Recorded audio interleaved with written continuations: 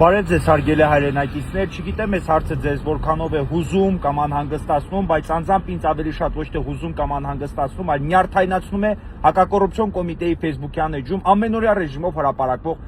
ձայնագրությունները, որոնք ըստ իրենց իբրև թե վերաբերում են ընտրակաշառքներին։ Լավ, դուք այդ հրապարակում եք այնպիսի ձայնագրություններ, որոնք ըստ ձեզ կապ ունեն ընտրակաշառքների հետ, բայց հաշվի առեք կամ բոլորդ հասկացեք, որ նրանք լսում են նաև այլ ձայնագրություններ եւ այլ անձանց վերաբերող տվյալներ։ Եվ այս պահի դրությամբ ընդդիմադիր հայացքներ ունեցող ցանկացած անձ կամ անգամ ոչ ընդդիմադիր հայացքներ ունեցող անձիկ զրկված են իրենց անձնական կյանքի կամ հեռախոսային խոսակցությունների գաղտնիությունից։ Այնպիսի իրավունքից, որ երաշխավորված է սահմանադրությամբ։ Ամենօրյա ռեժիմով բոլորս լսվում եւ հսկվում են կամ վերահսկվում ենք ազգային անվտանգության կամ օպերատիվ այլ ծառայողների կողմից։ Եվ ըստ այդմ զրկված ենք որևէ գաղտնիքով կիսվելու հնարավորությունից կամ չգիտեմ մեր ընկերոջ հետ խոսելու հնարավորությունից, մեր ծնողների հետ ինչ որ մի հարցի շուրջ կիսվելու հնարավորությունից եւ այլ հնարավորությունների։ Չգիտեմ ինչ որ մեկը զանգում է ընկերու հետ կամ ընկերոջ հետ ինչ որ մի բան է խոսում, լսվում է։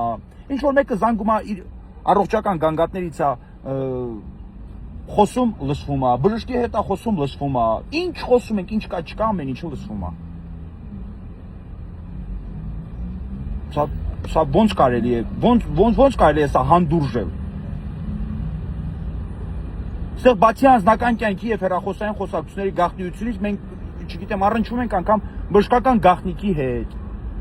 Մենք առնչվում ենք նաեւ այլ տվյալների հետ։ Մարդիկ զրկվել են անձնական կյանքից։ Հայաստանի Հանրապետությունում այս պայդրությամբ քաղաքացին ինչ որ ռոբոտի նման հսկվում է։